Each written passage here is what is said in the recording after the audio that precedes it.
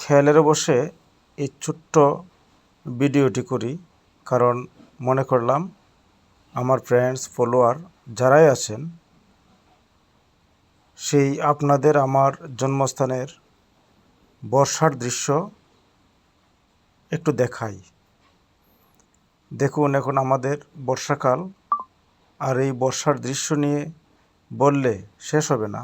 বর্ষা এখন কানায় কানায় পরিপূর্ণ, গ্রামগুলো ছোট্ট দ্বীপের মতো পানিতে ভাসছে।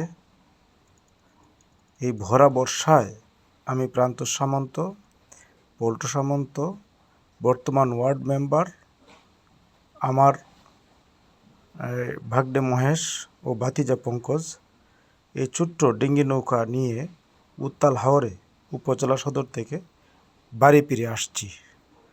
সত্যি কথা বলতে কি, আমরা এখানে জন্ম নিয়ে গর্বিত, কারণ আমরা